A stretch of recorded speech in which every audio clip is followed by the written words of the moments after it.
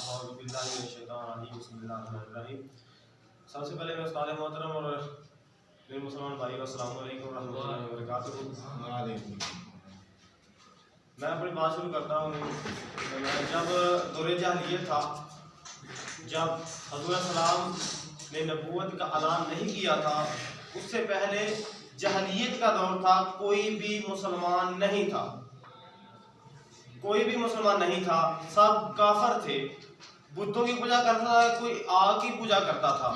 لیکن جب نبی کریم صلی اللہ علیہ وسلم نے نبوت کا اعلان کیا تو پھر مسلمان بڑھنے شروع ہو گئے، مسلمان ہونے شروع ہو گئے، اور حضور علیہ السلام نے 10 سال مکے میں گزارے اور پھر اگلے 10 سال مدینے میں گزارے، ٹوٹل 20 سال ہو گئے، 23 سال ٹوٹل زندگی حضور صلی اللہ علیہ وسلم کی 63 سال 4 ماہ 4 دن، اور 23 سال 4 ماہ جو 4 دن گزارے ہیں وہ نبوت کے ہیں۔ 23 سال 4 سال 4 ماہ، اور اس عرصے میں جو مسلمان ہوئے، فتوحات حاصل کی حضور علیہ السلام نے، اور پھر عمر فاروق ابو بکر صدیق خلیفہ اول آئے، پھر عمر فاروق آئے دوسرے خلیفہ، تیسری خلیفہ عثمان غنی، اور چوتھے خلیفہ حضرت علی آئے۔ اس دور میں بہت سی فتوحات حاصل ہوئی، بہت سے مسلمان، ایک مسلمانوں کے ایک دور آ گیا، مسلمان دنیا پر چھا گئے آہستہ آہستہ۔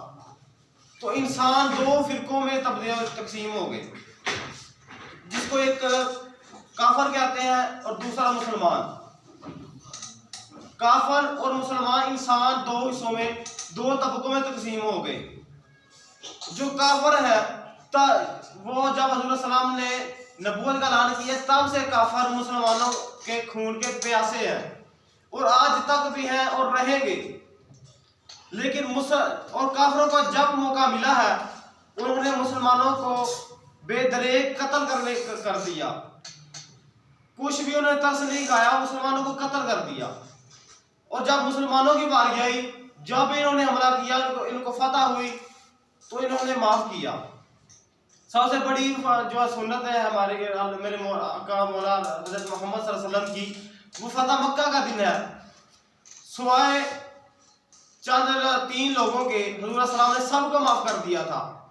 ایک نضر بن حارث تھا جو گستاخ رسول تھا، حضور السلام کے بارے میں بکواس کرتا تھا، تو وہ فتح مکہ کے دن کعبے کے غلاف میں تھا۔ تو صحابہ نے پوچھا یا رسول اللہ، وہ نضر بن حارث جو آپ کے بارے میں بکواس کرتا تھا وہ کعبے کے غلاف میں لپٹ رہا ہے، حضور نے فرمایا اس کو کعبے کے غلاف میں ہی قتل کر دو۔ یہاں ثابت ہوا کہ گستاخ رسول اگر غلاف کعبہ میں بھی لپٹا ہو وہاں بھی معافی نہیں ہے۔ تو چلتے چلتے 2021 آ گیا، 21ویں صدی آ گئی ہے۔ تو یہ صدی، اس صدی میں اب بھی گستاخیاں ہو رہی ہیں۔ جب ہالینڈ نے گستاخی کی حضور السلام کی شان میں، تو تب بھی خادم صاحب نے دھرنا دیا فیض آباد میں۔ دھرنا ہی دینا ایک پریشر ڈالتا ہے، حکومت پر ڈالنا ہوتا ہے، خود تو یہاں پر ریفرنس نکال کر نہیں جانا، یہ تو پھر قانون کی خلاف ورزی ہوگی، تو یہ سپریم کورٹ میں ذلیل، اور پاکستان کے قانون ایسا ہی ہے نا، پھر وہ ذلیل کرتا ہے بہت انسان کو۔ تو جب ہالینڈ نے گستاخی کی حضور السلام کی تو خالد صاحب نے دھرنا دیا، اس وقت بھی بہت سے مسلمان نوجوان شہید کیے انہوں نے، اپنے ہی مسلمان حکمرانوں نے۔ اور اب فرانس کے بغیرت میکرون نے، ذلیل نے، جو ملون نے گستاخی کی حضور السلام کی شان میں، خاکے بنا دیے، کارٹون بنا دیے جس کو کہتے ہیں۔ کسی کے باپ کے کارٹون بنے ہو تو وہ اندر یا تو مر جائے گا یا اس کو مار دے گا۔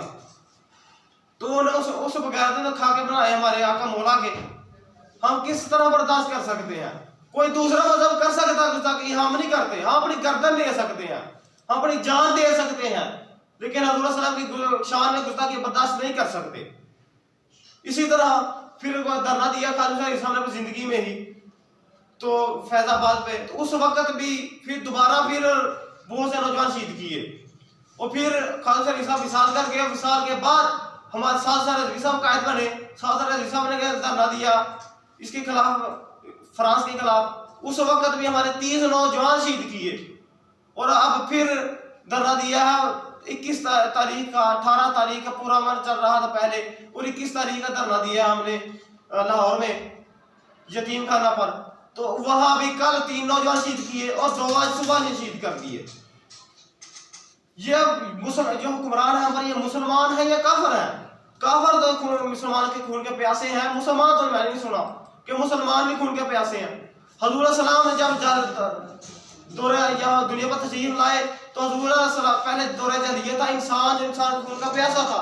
हजूर सलाम ने ये खून की प्यास थी जो बुझा दी, मुसलमानों को आपस में भाई भाई बना दिया। तो ये आज भी जो है मुसलमान का खून चूस रहा है। ये कैसे हो सकता है कि मुसलमान मुसलमानों को कत्ल कर दे? ये सिर्फ खुद नहीं कर रहे, किसी को करवाया जा रहा है। हमको अब समझना होगा ये कौन करवा रहा है। ये सब कुफर लगे हुए हैं जो करवा रहे हैं मुसलमानों का, मुसलमानों से क्या तो कत्ल करवा रहे हैं। तो अब कल उन्होंने 2 फजर की नमाज पढ़ने के बाद ही उन्होंने 2 लड़के नौजवान शहीद कर दिए और 3 नौजवान शहीद कर दिए थे। तो क्या इतना सस्ता खून है इनका कि जो कोई आए चाहे जितने मर्जी शहीद करके चला जाए? वो शेख रशीद और तहर अशरफी, ये सब वजीर दुबई मैच देखने के लिए गए, सिर्फ इमरान खान मुल्क में इस वक्त सब मैच देखने के लिए गए हुए हैं और नोटिफिकेशन जारी कर दिए हैं कि जितने मर्जी कत्ल करो, जितने मर्जी इनको मारो, जलाओ, गिरा दो, कोई आपको पूछेगा नहीं। ये गुंडे छोड़े हुए हैं मुल्क में कि जिसको मर्जी जनाब कत्ल कर देंगे, कोई पूछेगा, पूछने वाला नहीं। इन्होंने कहा कि लबैक दहशतगर्द है, ये कानून की नहीं मानते और हमने हर कानून की चौखट पर दस्तखत की। सुप्रीम कोर्ट ने हमारे यहाँ पर फैसला दिया कि ये बेकसूर है, इसको रिहा करो उसके कायद को, और हाई कोर्ट ने भी कहा, एटीसी कोर्ट ने भी कहा कि इनको रिहा करो, ये बेकसूर है, इन्होंने जानबूझकर तुमने गिरफ्तार किया है। तो हमने अब कानून की हर चौखट पर दस्तक दी है, उन सब ने किया है कि ये बेकसूर, इनको रिहा करो। इन्होंने गुंडागर्दी से हमारे कायद में अंदर रखा हुआ है। तो अब इसका एक ही हल है जो तालिबान ने किया। इस तरह तो फिर जज्बात को ठेस पहुंचती है, तो फिर तालिबान नहीं बनना और क्या बनना है? अब क्या करे? अब नौजवान शहीद करवाई जाए तो बस धरना दिया भाई पर यही करना है। जब सुबह मुज़ाकरात के लिए गए थे, कल शेख गया था, वजीरों ने भेजा था, पता नहीं वजीर कौन सा ये मुझे पता, इमरान खान वजीर भेजा था। तो हमारी मरकजी शोरा ने मुज़ाकरात किए। तो पहला मुज़ाकरात हमारी मरकजी शोरा ने रखा कि पहले हमारा जो वादा है पहला कि फ्रांस के सफीर को निकालो, वो तुम्हें निकालना ही पड़ेगा, बेशक तुम्हें हम सब को मार दो, तुम्हें वो सफीर निकालना ही पड़ेगा। और दूसरा मतलब हमें ये हमारा ये है कि हमारा कायद मोहतरम तुमने पहले से गिरफ्तार कर लिया है बेकसूर, उसको रिहा करो। पहला मतलब ये रखा कि सफीर को निकालो, ये नहीं कहा कि हमारे कायद को रिहा करो, पहले कहा कि हमारे जो उस दलील को निकालो, फ्रांस के सफीर को। तो ये 2 मुतालबात उनको जवाब नहीं दिया, उन्होंने सुनकर चले गए। जैसे ही वो गए हैं पीछे से पुलिस आ गई है, फायरिंग करनी शुरू कर दी है, सीधी गोलियां मारने की शुरू कर दी है, शायरी करनी शुरू कर दी है, ऐसे जैसे कश्मीर में जिहाद कर रहे हैं। ऐसे तो कश्मीर में भी जाते तो हमारा कश्मीर आजाद हो जाता। वो जो टीटीपी है, तालिबान तहरीक पाकिस्तान, वो पाकिस्तान से वो गए हुए हैं, तो दहशतगर्द बने हुए हैं। उन्होंने पाक फौज के नौजवान भी शहीद किए, पुलिस के एहलकार भी मारे उन्होंने, लेकिन उन्होंने किसी को नहीं पूछा। कोई जो बंदे उन्हें पकड़े थे वो भी रिहा कर दिए। उनसे ये भी कहा कि हमसे मुज़ाकरात कर लो। और इंडिया जब भी चाहे, जब इसका दिल चाहता है वो उनके मुल्क में मिसाइल फेंक देता है, हमला कर देता है, और मुसलमान कश्मीरियों को वो जला रहा है, गिरा रहा है। मुसलमान बहनों को 5-5 के जो हिंदू जो जना कर रहे हैं, उनसे ये कह रहे हैं हमसे मुज़ाकरात करें, हमसे मुज़ाकरात कर रहे हैं, और वो उनसे मुज़ाकरात नहीं कर रहे।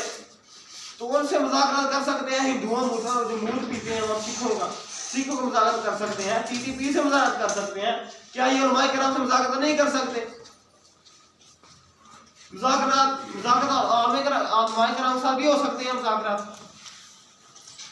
अल्लाह ताला हम सबको हक साथ की तौफीक अता फरमाए और हमें अपने उलमाए किराम के साथ खड़े होने की तौफीक अता फरमाए। बस बहुत हो गया। अब हमें समझना होगा कि ये कौन कर रहा है, कौन करवा रहा है और क्यों करवाया जा रहा है। मुतालबा तो सिर्फ इतना है हमारा कि सफीर को निकालो। ہمارا مطالبہ یہ مین مطالبہ یہ نہیں ہے کہ میرے قائد کو رہا کرو، ہمارا جو مین مطالبہ یہ ہے کہ فرانس کے سفیر کو نکالو بس، یا ہماری گردن اتار دو، ہماری مار دو، سفیر تمہیں نکالنا ہی پڑے گا۔ 30 نوجوان پہلے شہید کروائیے، 5 آپ کروا دیے، 3500 پہلے بھی کئی شہید کروائے ہیں جو بہت سینکڑوں سے اوپر بھی تجاوز کر چکے ہیں، لیکن ہم اپنے جو مطالبہ ہم پیچھے نہیں ہٹے۔ ان کو سمجھ نہیں آ رہی کہ ہم سب مسلمان بھی مر جائے کٹ جائے تو عزت پر، ہم اس مطالبے سے پیچھے نہیں ہٹیں گے۔ وما علینا الا البلاغ المبین۔